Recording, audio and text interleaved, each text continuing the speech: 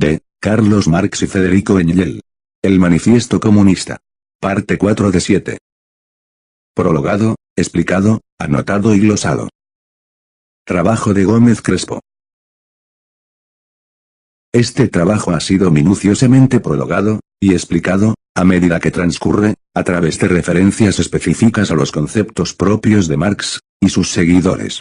Las referencias a pie de página son numerosas, de manera que el desafío de este audio es aprovechar al máximo este valioso aporte, manteniendo la fluidez de la lectura.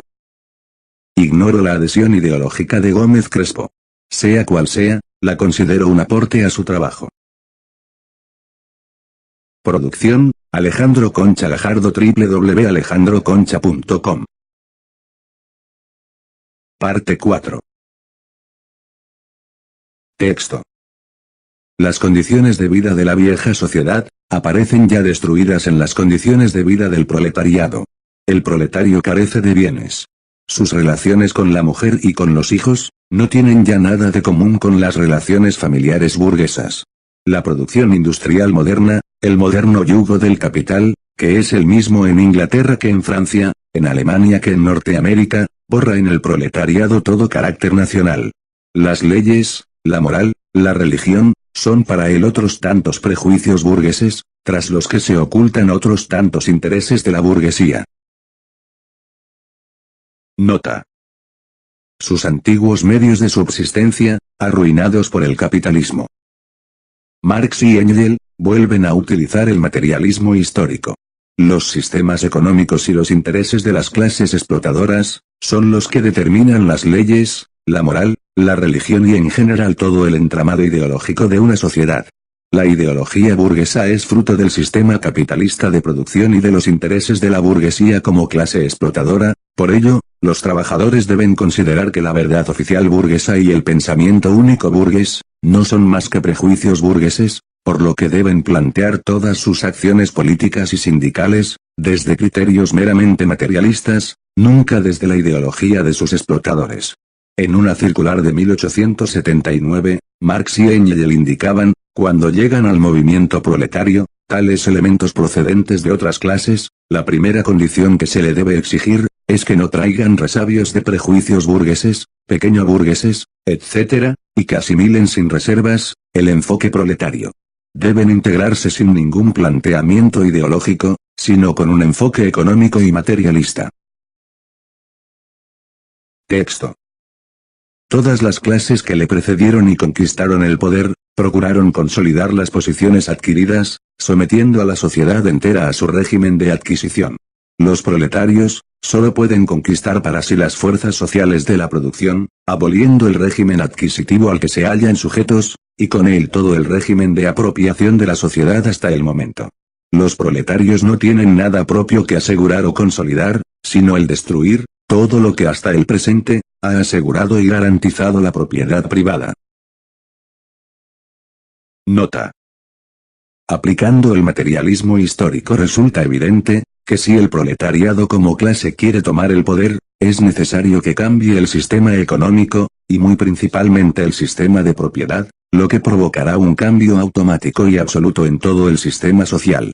En Sobre la crítica de la filosofía jurídica hegeliana, Marx indica, cuando el proletariado pregona la disolución del orden social existente, no hace más que expresar el misterio de su propia existencia, ya que él mismo representa, de hecho, la disolución de ese orden social. Cuando el proletariado pide la supresión de la propiedad privada, no hace más que elevar a principio social, aquello de lo que la sociedad ha hecho ya su propio principio. Texto. Hasta ahora, todos los movimientos sociales, habían sido movimientos desatados por una minoría o en interés de una minoría. El movimiento proletario es el movimiento autónomo de la inmensa mayoría, en interés de una mayoría inmensa. El proletariado, la clase más baja y oprimida de la sociedad actual, no puede levantarse ni alzarse, sin hacer saltar, hecho añicos desde los cimientos hasta el tejado, todo ese edificio que forma la sociedad oficial, con todas sus capas y estratos. Nota. La liberación del proletariado no es posible mediante reformas, sino haciendo saltar totalmente la sociedad capitalista, al apropiarse los trabajadores de los medios de producción. En cuanto cambie el sistema productivo, al hacerse los trabajadores con los medios de producción, la ideología burguesa se extinguirá junto con el sistema económico en el que se asienta, y nacerá una nueva ideología, fruto de una sociedad sin clases sociales. Marx en La miseria de la filosofía indica, la existencia de una clase oprimida, es imprescindible en esta sociedad basada en antagonismos de clase. Emancipar a la clase oprimida equivale, por consiguiente, a crear una nueva sociedad. Pero para que la clase oprimida pueda emanciparse, es menester que las fuerzas de producción y las relaciones sociales vigentes, dejen de ser incompatibles entre sí. Texto. Por su forma, aunque no por su contenido, la campaña del proletariado contra la burguesía, empieza siendo nacional. Es lógico que el proletariado de cada país, ajuste ante todo las cuentas con su propia burguesía. Al esbozar, en líneas muy generales, las diferentes fases de desarrollo del proletariado, hemos seguido las incidencias de una guerra civil, más o menos disimulada, que se plantea en el seno de la sociedad vigente, hasta el momento en que esa guerra civil, desencadena una revolución abierta y franca, y el proletariado, derrocando por la fuerza a la burguesía, cimentará las bases de su poder. Nota. La lucha de clases empieza siendo un pequeño forcejeo, hasta que se convierte ya en una guerra civil evidente, entre clases enfrentadas en el seno de la sociedad. En La miseria de la filosofía, Marx indica, a medida que se desarrolla la burguesía, surge en la trama del orden burgués el nuevo proletariado, un proletariado característico de los nuevos tiempos, y entre este proletariado y la burguesía estalla la guerra, una guerra que al principio, antes de que los dos combatientes la sientan, la perciban, la aprecien, la entiendan, y por último, la proclamen abiertamente, es una serie de conflictos pasajeros que se manifiestan en determinados casos, reduciéndose a ciertas actividades destructoras. Estos antagonismos tienen su origen, en la estructura económica del sistema burgués. Nota. De la misma forma que la burguesía fue creciendo, hasta que se enfrentó abiertamente a la nobleza, y conquistó el poder político, el proletariado irá creciendo con el tiempo, y cuando sea la clase mayoritaria, le arrebatará el poder a la burguesía. En su juventud, Marx y Engels pensaban que la revolución proletaria, sería un levantamiento parecido a la Revolución Francesa. Posteriormente cambiaron de opinión, como se deduce del prólogo de Engels a la edición alemana de la lucha de clases en Francia de 1848 a 1850, escrito pocos meses antes de morir. La socialdemocracia alemana tiene una posición especial, y con ello, por el momento al menos, una tarea especial también. Los 2 millones de electores que envía a las urnas, junto con los jóvenes y las mujeres que están detrás de ellos y no tienen derecho al voto, forman la masa más numerosa y más compacta, la fuerza de choque decisiva del ejército proletario internacional. Esta masa suministra, ya hoy, más de la cuarta parte de todos los votos emitidos, y crece incesantemente. La ironía de la historia universal, lo pone todo patas arriba. Nosotros, los revolucionarios, los elementos subversivos, prosperamos mucho más con los medios legales que con los ilegales y la subversión. Los partidos del orden, como ellos se llaman, se van a pique con la legalidad creada por ellos mismos. Exclaman desesperados, con Odilon Barrot, la legalité nous tue, la legalidad nos mata, mientras nosotros echamos, con esta legalidad, músculos vigorosos y carrillos colorados, y parece que nos ha alcanzado el soplo de la eterna juventud. Y si nosotros no somos tan locos, que nos dejemos arrastrar al combate callejero, para darles el gusto, a la postre, no tendrán más camino que romper ellos mismos esta legalidad tan fatal para ellos.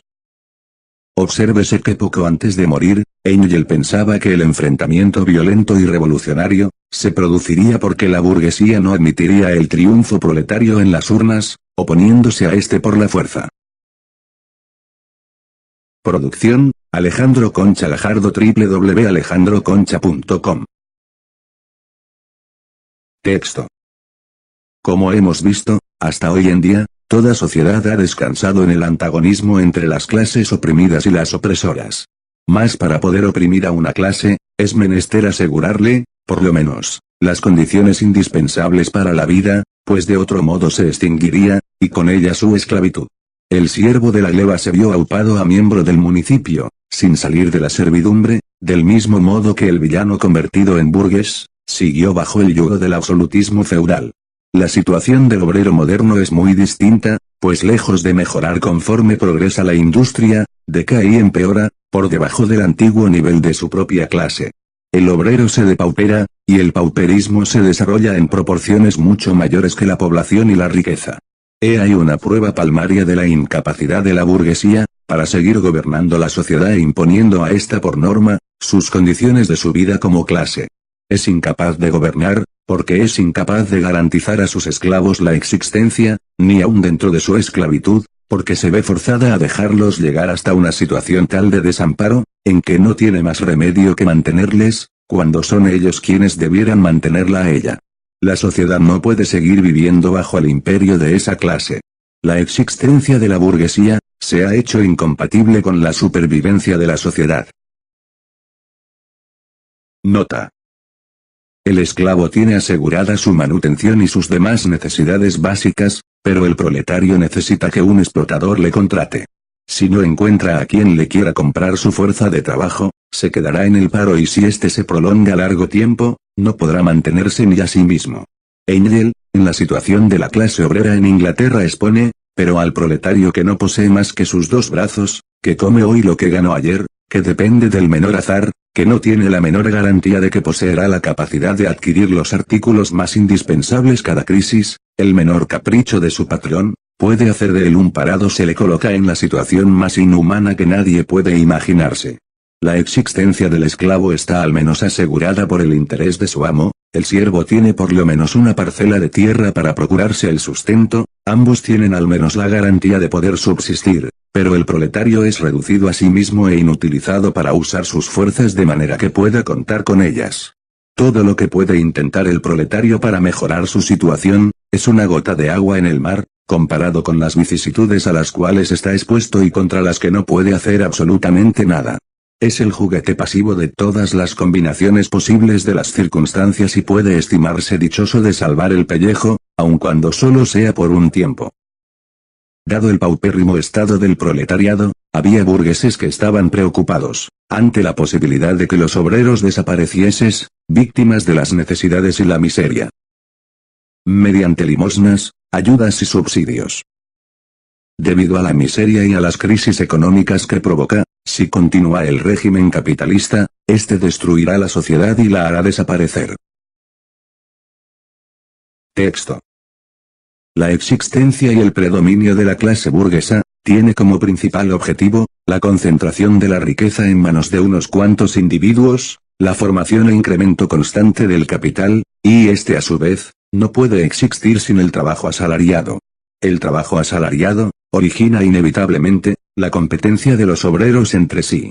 Los progresos de la industria, consecuencia de la acción de la burguesía, sustituye la desunión de los obreros, fruto de la competencia que se establece entre ellos, por su unión revolucionaria mediante las asociaciones obreras.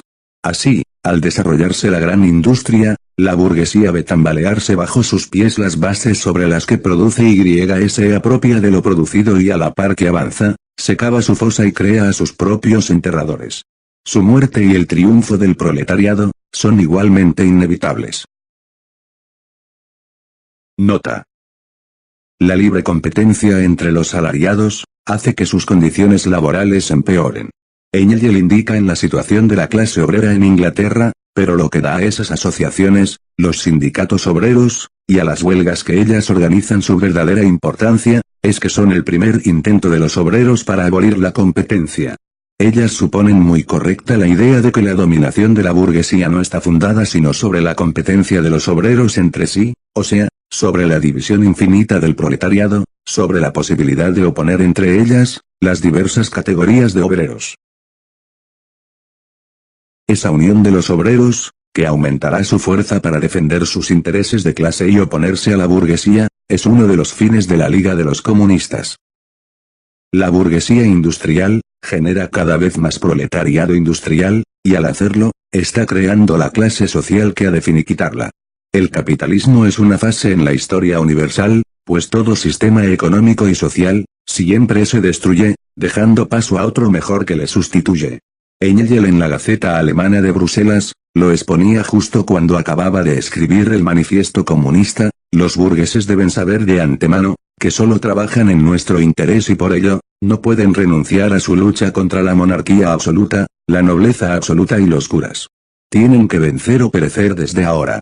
Más aún, no pasará mucho tiempo, sin que en Alemania se vean obligados a recabar nuestra ayuda. Así pues, seguid luchando valerosamente, amables señores del capital, por el momento no sois necesarios, nos es necesaria aquí y allá, vuestra dominación.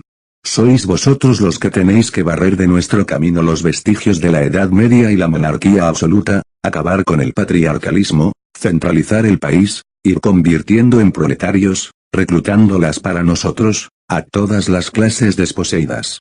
Sois vosotros los que con vuestras fábricas y relaciones comerciales, los que tenéis que suministrar la base de los medios materiales, que el proletariado necesita para su liberación. A cambio de todo lo cual, os será permitido gobernar durante un breve periodo. Podéis durante algún tiempo, dictar leyes, recrearos en el brillo de vuestra propia majestad creada por vosotros mismos, celebrar banquetes en el comedor y la sala del palacio real y aspirar a la mano de la hija del rey, pero no lo olvidéis, el verdugo os está esperando a la puerta, cuanto más avanza el capitalismo, más crecen quienes han de darle sepultura. Texto. Proletarios y comunistas. Nota. El manifiesto comunista comienza con una introducción sin título, en la que se nos dice, que hay un fantasma que recorre Europa. Después hay un capítulo titulado Burgueses y Proletarios, que es un resumen histórico de los últimos 10 siglos en Europa. En este se relata cómo lentamente, la nobleza ha dejado paso a la burguesía, y cómo ésta ha generado el proletariado, que ha de destruirla. Este proletariado que engendrará el comunismo, parece ser el fantasma que se cierne sobre Europa. El capítulo Proletarios y Comunistas, es el más importante del manifiesto comunista, pues en él se explica qué es el comunismo. Cuando se escribió el manifiesto comunista, el analfabetismo era muy elevado entre los obreros, por lo que está escrito para ser leído ante un auditorio. Esto se nota especialmente en este capítulo, pues si se lee apasionadamente, queda un perfecto discurso político. El texto contiene muchos detalles, que nos demuestran que está pensado, para poder realizar una arenga. Hay continuas exclamaciones, los párrafos son cortos y cuando hay ideas importantes, se repiten en 2 o 3 párrafos seguidos. Las ideas están encadenadas y se repiten continuamente las palabras clave, como comunistas o propiedad. Además tiene aspectos irónicos, para conseguir la sonrisa del oyente y el escarnio de las ideologías conservadoras o reaccionarias. Texto. ¿Qué relación guardan los comunistas con los proletarios en general? Los comunistas no forman un partido distinto, enfrentado a los demás partidos obreros. No tienen intereses propios, que se distingan de los intereses generales del proletariado. No profesan principios especiales, con los que aspiren a modelar el movimiento proletario. Nota. Actualmente, consideramos que un partido es una asociación política, con una organización interna y con unos estatutos, que tiene unos afiliados o militantes. Cuando se escribió el manifiesto comunista, la idea de partido, era la de todas las personas que tenían las mismas ideas políticas, perteneciesen o no a organizaciones políticas. De esta forma, lo que hoy en día consideraríamos corrientes de opinión dentro de un partido, entonces se habrían considerado partidos dentro de un partido mayor. Por ello, el Partido Comunista es un partido dentro del Partido Obrero, y no está enfrentado a otros partidos obreros, que también componen el Partido Obrero. Si no se entiende de esta forma, al hablar de los partidos, el manifiesto comunista resulta incomprensible. Producción, Alejandro Concha Gajardo www.alejandroconcha.com. Texto. Los comunistas solo se distinguen de los demás partidos proletarios, en que reivindican siempre, en todas y cada una de las luchas nacionales proletarias, los intereses comunes de todo el proletariado, independiente de su nacionalidad, y que cualquiera que sea la etapa histórica en que se encuentre la lucha entre el proletariado y la burguesía, atienden siempre al interés del movimiento obrero en su totalidad. Nota. La Liga de los Comunistas, era una organización obrera internacionalista, que defendía los intereses de todo el proletariado industrial. Texto. Los comunistas son pues, en la práctica, la parte más decidida de la totalidad del movimiento obrero, la que siempre lo impulsa hacia adelante.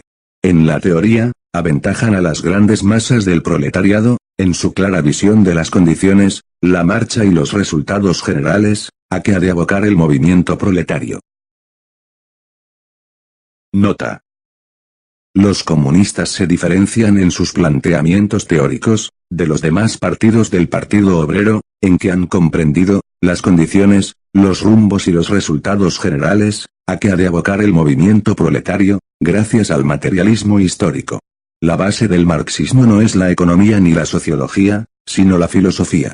Esta investiga el conocimiento más profundo al que puede llegar el hombre, con planteamientos como: ¿qué es el mundo? ¿Qué es el hombre? ¿Qué es la sociedad? El manifiesto comunista, sin ser estrictamente una obra filosófica, tiene muchos aspectos filosóficos, como, ¿cuál es el sentido de la historia? ¿Cómo se estructura la sociedad? ¿Hacia dónde camina la humanidad? ¿De dónde surgen las ideologías y las civilizaciones? ¿Cuál es el origen del concepto del bien y el mal? Y otras muchas. Hasta la aparición de la filosofía marxista, el objetivo de los filósofos era exclusivamente el comprender el mundo, pero los marxistas utilizan la filosofía también para intentar cambiarlo. Por ello, Marx reflexiona así en la última de sus tesis sobre Feuerbach: los filósofos se han limitado a interpretar el mundo de diversas formas, pero de lo que se trata, es de transformarlo. El conocimiento último y profundísimo de la realidad, tiene que ser una herramienta, que permita modificarla. Texto. El objetivo inmediato de los comunistas, es idéntico al que persiguen los demás partidos proletarios en general: formar la conciencia de clase del proletariado, derrocar el régimen de la burguesía y llevar al proletariado a la conquista del poder. Nota. El primer objetivo de los comunistas, es concienciar a los trabajadores de su situación de explotados, para que comprendiéndola, puedan liberarse de esta. 40 años después de escribir el manifiesto comunista, Engels recordaba aquellos tiempos, en un prólogo para una nueva edición norteamericana de su obra, la situación de la clase obrera en Inglaterra. En los países europeos, la clase obrera necesitó años y años hasta que comprendió cabalmente, que formaba una clase especial, y bajo las circunstancias existentes, una clase permanente de la sociedad moderna, y además necesitaba años, hasta que esta conciencia de clase le llevaba a unirse en un partido político especial, un partido contrario, independiente y adversario, que se opone a todos los viejos partidos formados por diferentes grupos de las clases dominantes. El último objetivo del Partido Obrero, es hacerse con el poder. Texto. Las teorías comunistas, por supuesto, no descansan en las ideas, en los principios forjados o descubiertos por ningún redentor de la humanidad. Todas son expresión en general, de las condiciones materiales, de una lucha de clases real y viva, de un movimiento histórico, que se está desarrollando a la vista de todos. La abolición del régimen de propiedad vigente, no es tampoco ninguna característica peculiar del comunismo. Nota. El comunismo, guiado por el materialismo histórico, es un pensamiento materialista, que no descansa en ideas sociales buenas y justas, sino sobre los intereses materiales y económicos del proletariado. Las ideas sociales de los comunistas, descansan en el materialismo histórico. Socialismo deriva de la palabra sociedad. Hasta entonces los socialistas, construían sociedades teóricas e ideales, dotándolas de un sistema ideológico y social. Marx y Engels analizaron la historia de humanidad, y se dieron cuenta de que las ideologías de las diversas sociedades, surgen de sus sistemas productivos y de los intereses materiales de las clases explotadoras. Engels indica en su obra El Anti-Düring, la concepción materialista de la historia, parte del principio de que la producción, y junto con ella el intercambio de los productos, constituyen la base de todo el orden social. De que en toda sociedad que se presenta en la historia, la distribución de los productos, y con ella la articulación social en clases o estamentos, se orienta por lo que se produce y por cómo se produce, así como por el modo como se intercambia lo producido. Según esto, las causas últimas de todas las modificaciones sociales y las subversiones políticas, no deben buscarse en las cabezas de los hombres, en su creciente comprensión de la verdad y la justicia eternas, sino en las transformaciones de los modos de producción y de intercambio. No hay que buscarlas en la filosofía, sino en la economía de las épocas de que se trate. Como todo orden social se asienta en la producción y la economía, debemos cambiar el sistema económico y productivo, para poder cambiar la organización y estructuración ideológica de la sociedad. En tiempos de Marx y Engels, había una gran cantidad de pensadores, que también estaban en contra del sistema de propiedad burgués, principalmente por considerarlo un robo. Producción, Alejandro Concha Gajardo www.alejandroconcha.com. Texto. Todos los sistemas históricos de propiedad, han estado siempre sujetos a cambios históricos, a alteraciones históricas constantes. Así, por ejemplo, la Revolución Francesa abolió el sistema de propiedad feudal, para instaurar sobre sus ruinas, el sistema de propiedad burgués. Nota. Cada sociedad tiene su sistema de propiedad, siendo este parte de su ideología. En cada sociedad existe una idea distinta de lo que se puede poseer y de qué derechos otorga a la propiedad. Estos están determinados principalmente, por el sistema económico de esa sociedad. Texto. Lo que caracteriza al comunismo, no es la abolición de la propiedad en general, sino la abolición del sistema de propiedad burgués. Este nuevo sistema de propiedad burgués, es la más acabada y última expresión, de la producción y de la apropiación de esa producción, basándose esta apropiación en el enfrentamiento entre clases, en la explotación de unos hombres por otros. Nota. La explotación del proletariado por parte de la burguesía industrial, se origina principalmente debido a que la burguesía, es propietaria de los medios de producción, obligando a los obreros a trabajar como asalariados. El concepto de propiedad es un concepto totalmente relativo, que depende del sistema económico de la sociedad y del sistema de explotación que esté implantado en esta. Al igual que se abolió la propiedad de los esclavos sin indemnizar a sus amos, de la misma forma que la Revolución Francesa entregó la tierra de los nobles a los campesinos que la trabajaban, la Revolución Proletaria entregará a los trabajadores los medios de producción con los que trabajan. Engels, del socialismo utópico al socialismo científico, explica, más de lo que se trataba, era por una parte, de exponer ese modo capitalista de producción en sus conexiones históricas y como necesario para una determinada época de la historia, demostrando con ello también la necesidad de su caída, y por otra parte, poner al desnudo su carácter interno, oculto todavía. Este se puso de manifiesto con el descubrimiento de la plusvalía. Descubrimiento que vino a revelar que el régimen capitalista de producción y la explotación del obrero, que de él se deriva, tenían por forma fundamental la apropiación de trabajo no retribuido, que el capitalista, aun cuando compra la fuerza de trabajo de su obrero por todo su valor, por todo el valor que representa como mercancía en el mercado, saca siempre de ella más valor que lo que le paga y que esta plusvalía es, en última instancia, la suma de valor de donde proviene la masa cada vez mayor del capital acumulada en manos de las clases poseedoras. El proceso de la producción capitalista y el de la producción de capital quedaban explicados. Texto. Así entendido, pueden los comunistas resumir su pensamiento en esa frase, abolición de la propiedad privada. Nota. Abolición de la propiedad privada, pero solo de los medios de producción. Solo de las centrales eléctricas, oficinas, minas, camiones, ganado, tierras fértiles, y en general de todo lo que sirve para trabajar. Esto no afectaría a coches, palacios, mansiones, castillos, joyas, u obras de arte, que no cambiarían de propietario. En sus principios del comunismo, Engels expone, la supresión de la propiedad privada, es incluso la expresión más breve y más característica de esta transformación de todo el régimen social, que se ha generado merced al progreso de la industria. Por eso los comunistas la plantean con razón, como su principal reivindicación. Texto. Se nos reprocha a los comunistas, que queremos destruir la propiedad personal honradamente adquirida, fruto del trabajo y del esfuerzo humano. Esa propiedad que es para el hombre la base de toda libertad, el acicate de todas las actividades y la garantía de toda independencia personal. Nota.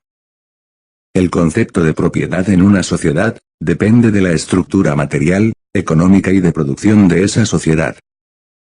Marx en La miseria de la filosofía, lo expone así: la propiedad ha asumido formas diferentes y se ha desarrollado bajo condiciones distintas en todas las épocas de la historia.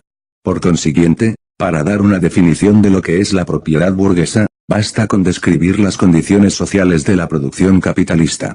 La pretensión de definir la propiedad independientemente de las condiciones reinantes, como una categoría aparte, como una idea abstracta y eterna, puede llevarnos a ilusiones metafísicas y legalistas.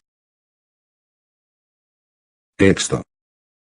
La propiedad personal honradamente adquirida, fruto del trabajo y del esfuerzo humano. ¿Acaso os referís a la propiedad del humilde artesano o del pequeño labriego, antecedente histórico de la propiedad burguesa? No, esa no necesitamos destruirla, el desarrollo de la industria lo ha hecho ya, y lo continúa haciendo a todas horas. Nota. La burguesía, gracias al imparable avance del capitalismo, ya se ha apoderado de buena parte de las propiedades de las clases reaccionarias que desaparecerán con el avance del capitalismo, y del resto se apoderará en breve plazo, cuando acabe de arruinarlas. Obsérvese, que este párrafo está pensado para que el orador la lea en alto y con ironía. Texto. O más bien os referís a la moderna propiedad privada adquirida por la burguesía. Nota. Nueva ironía para que se luzca el orador, en este caso lector. Texto. Pero decidnos, ¿es que acaso, el trabajo asalariado, el trabajo del proletario, le reporta a éste alguna riqueza? En modo alguno. Lo que genera es capital. Esa forma de propiedad que se nutre de la explotación del trabajo asalariado, y que solo puede crecer y multiplicarse, a condición de engendrar nuevo trabajo asalariado, para hacerlo también objeto de su explotación. La propiedad, en la forma en que hoy en día se presenta, genera un enfrentamiento entre el capital y el trabajo asalariado. Nota. En su obra Trabajo asalariado y capital, Marx nos explica cómo el sistema de explotación capitalista produce cada vez más capital. ¿Un obrero de una fábrica algodonera produce solamente tejidos de algodón? No, produce capital. Produce valores que sirven de nuevo para mandar sobre su trabajo y crear, por medio de este, nuevos valores. El capital solo puede aumentar cambiándose por fuerza de trabajo, engendrando el trabajo asalariado, y la fuerza de trabajo del obrero asalariado solo puede cambiarse por capital acrecentándolo, fortaleciendo la potencia de que es esclava. El aumento del capital es, por tanto, aumento del proletariado, es decir, de la clase obrera. El obrero no solo produce productos materiales para el capitalista, también le genera beneficios, que éste en gran medida invertirá, creando más capital. Producción, Alejandro Concha Gajardo, www.alejandroconcha.com. Texto. Vamos a examinar ambos conceptos enfrentados. Ser capitalista es ocupar un puesto, no simplemente personal, sino social, en el proceso de la producción. El capital es un producto colectivo y no puede ponerse en marcha más que por la cooperación de muchos individuos, y aún cabría decir que en rigor, esta cooperación abarca la actividad común de todos los individuos de la sociedad. El capital, no es pues, una propiedad personal, sino un bien social. Nota. Al ser el capital la acumulación de beneficios extraído a los obreros a lo largo del tiempo, este debe pertenecer a los explotados que con su esfuerzo lo crearon, no al explotador que lo acumuló con su explotación. Texto. Por lo tanto, si el capital se transforma en propiedad colectiva, perteneciente a todos los miembros de la sociedad, la propiedad personal no se está transformando en propiedad social. A lo único a lo que aspiramos, es a transformar su carácter nominal de propiedad privada, para que nominalmente deje de ser propiedad de una clase social. Nota. Ahora ya es posible entender, por qué la Liga de los Justos cambió su nombre por el de Liga de los Comunistas. La justicia es algo subjetivo, que cambia en cada individuo, en cada sociedad, en cada clase social, en cada civilización, en cada periodo histórico, condicionada por la estructura material, el sistema económico y la organización productiva. Por consiguiente, es imposible decir que es justo o injusto, pues la justicia es un planteamiento ideológico y subjetivo. Por el contrario, el comunismo o tenencia en común de los bienes de producción, es un acto material y físico, que transfiere el capital y los demás elementos de producción, de unas manos a otras. Por ello, se abandonó la calificación subjetiva de justos, y se cambió por la objetiva de comunistas. Texto. Vamos a hablar ahora del trabajo asalariado. El precio medio del trabajo asalariado, es el mínimo posible. Es decir, el mínimo necesario para que el obrero permanezca vivo. Todo lo que el obrero asalariado obtiene con su trabajo, es pues, lo que estrictamente necesita para seguir viviendo y reproduciéndose. Nosotros no aspiramos en modo alguno, a impedir los ingresos generados mediante el trabajo personal, destinados a adquirir los bienes necesarios para la vida. Unos ingresos que no se originan mediante la explotación de otros hombres, ni generan un capital para explotarlos posteriormente. Solo aspiramos, a destruir el carácter ignominioso de la explotación burguesa, en la que el obrero solo vive para multiplicar el capital. Tan solo vive en la medida, en que es beneficioso para la clase explotadora. Nota. Marx nos explica esta frase en Trabajo asalariado y capital: el coste de producción de la fuerza de trabajo simple se cifra siempre en los gastos de existencia y reproducción del obrero.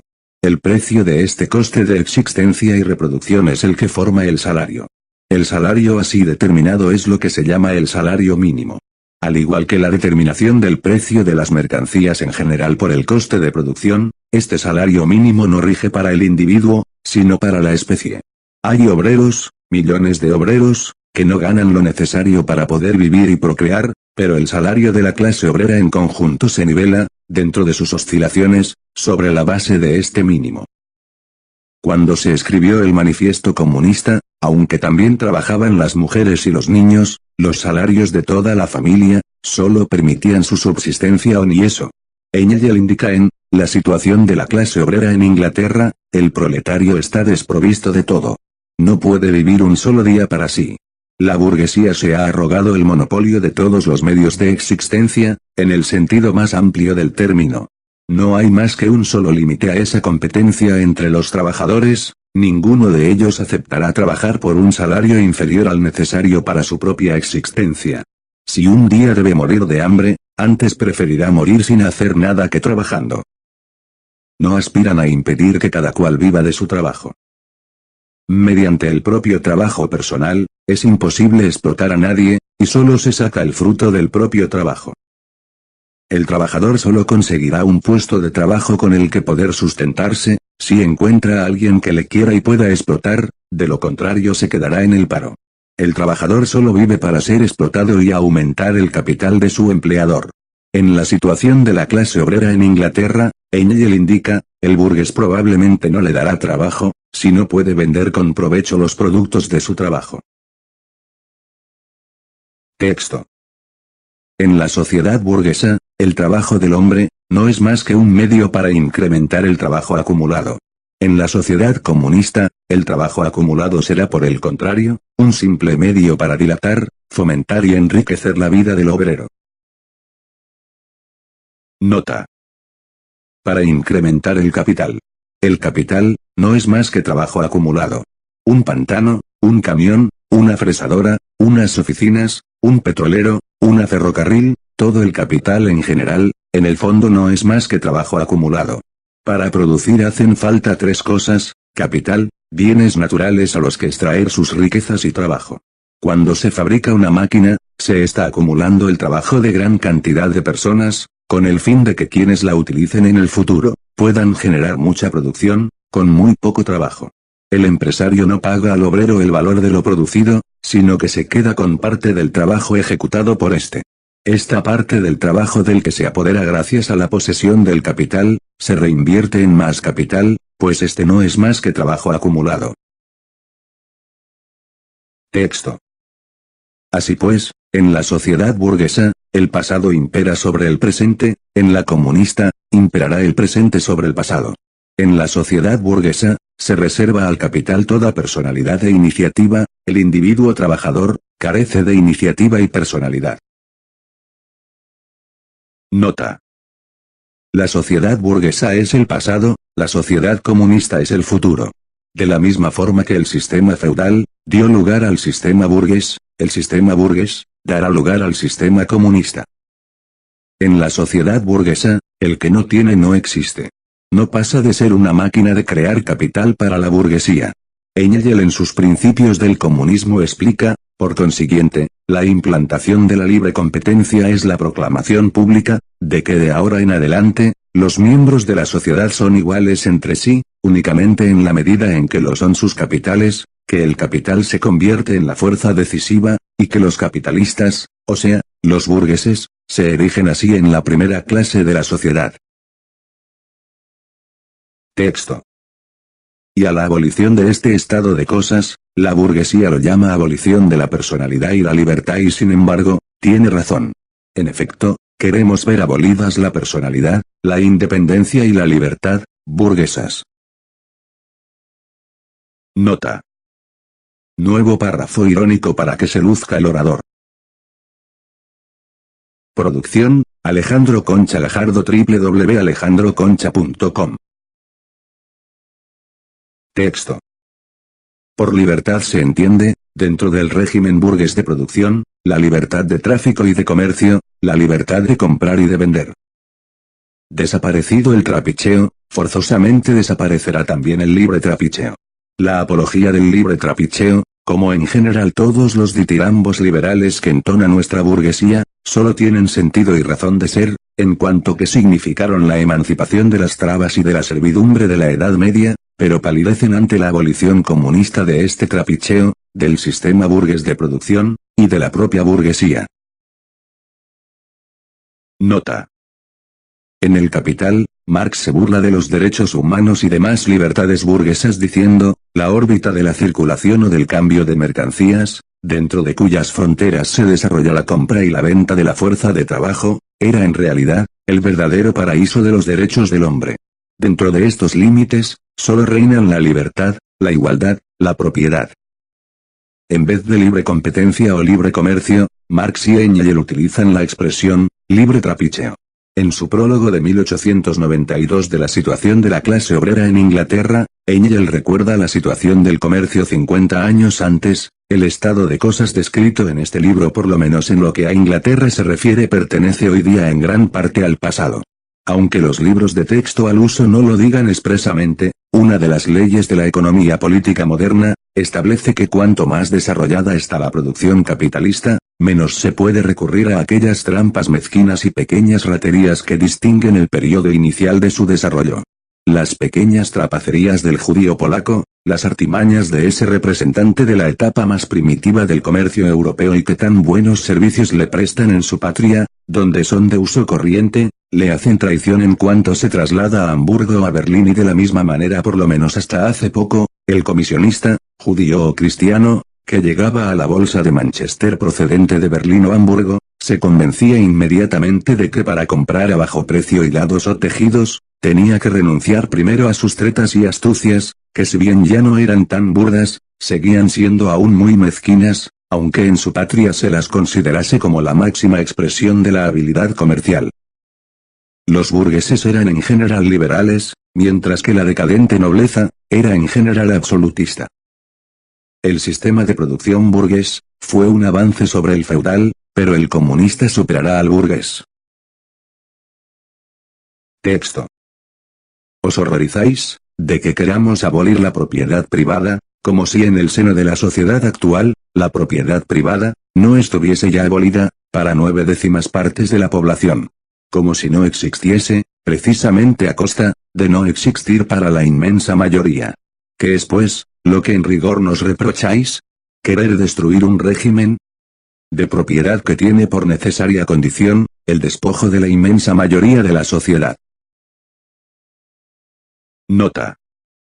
Sobre la libertad y la propiedad burguesa, Marx le dice a los obreros en La miseria de la filosofía, no os dejéis embaucar por el concepto abstracto de libertad. ¿Libertad para quién? Esa palabra, la libertad burguesa, no indica la libertad de una persona respecto a otra, no, sino la libertad del capital para oprimir al obrero, como los burgueses son propietarios de los medios de producción, la libre competencia burguesa, solo sirve para que estos exploten a los obreros. Texto. Nos reprocháis, para decir de una vez la verdad, que queremos abolir vuestra propiedad. Pues sí, es precisamente a eso, a lo que aspiramos. Nota. No se pretende abolir la propiedad, sino la propiedad burguesa, y sustituirla por un nuevo sistema de propiedad. Texto. Para vosotros, desde el momento en que el trabajo no puede convertirse ya en capital, en dinero, en renta, en un poder social monopolizable, desde el momento en que la propiedad personal no pueda ya trocarse en propiedad burguesa, la persona ya no existe. Con eso confesáis, que para vosotros, no hay más persona que el burgués, el capitalista. Pues bien, la personalidad así concebida, es la que nosotros queremos destruir. El comunismo, no priva a nadie del poder adquirir bienes y servicios, lo único que no admite, es que por estos medios, alguien se apodere del trabajo ajeno. Nota. Lo que no admite, es el que los capitalistas acumulen capital, para poder explotar a los obreros, generando más capital para sí mismos. Texto. Se arguye, que abolida la propiedad privada, cesará toda actividad productiva, y reinará la más absoluta vagancia. Según esto, ya hace mucho tiempo que se habría hundido en la vagancia una sociedad como la burguesa, en la que los que trabajan no se enriquecen, y los que verdaderamente se enriquecen, son precisamente los que no trabajan. Vuestra objeción viene a reducirse, a fin de cuentas, a una verdad que no necesita demostración, y que es, que al desaparecer el capital, desaparecerá también el trabajo asalariado. Nota. Marx en los manuscritos de París indica, el trabajador se empobrece tanto más, cuanta más riqueza produce, cuanto más aumenta su producción en potencia y en volumen. En el sentido de un asalariado, que es explotado por el capital. De unos trabajadores, que son explotados para obtener un beneficio. Texto. Las objeciones formuladas contra el régimen comunista de producción y obtención de la riqueza, se hacen extensivas también a la producción y la apropiación de los productos espirituales y así como para el burgués, el destruir la propiedad burguesa, equivale a destruir la producción, el destruir su cultura de clase, es para él, sinónimo de destruir la cultura en general. Nota. Los productos espirituales son la ideología de la sociedad, con su justicia, su derecho, su arte, su filosofía, su moral, su sexualidad, o su religión, y con su concepción de la justicia, la dignidad, la política, la belleza, la vergüenza, la culpa, la caridad, el Estado, el decoro, la propiedad, la virilidad, la infancia o el honor. Esta ideología, es fruto del sistema económico y de los intereses materiales de las clases explotadoras, que se apoderan de la ideología de la sociedad en su provecho. Como la cultura es fruto del sistema económico, al destruirse el sistema económico burgués, desaparecerá la cultura burguesa, de la misma forma que la desaparición de los sistemas económicos esclavista o feudal, tuvo como consecuencia, la desaparición de las ideologías que los sustentaban. Pero la desaparición de la cultura burguesa, no significará la desaparición de la cultura en general, pues la cultura burguesa actual, será sustituida de otra. Texto.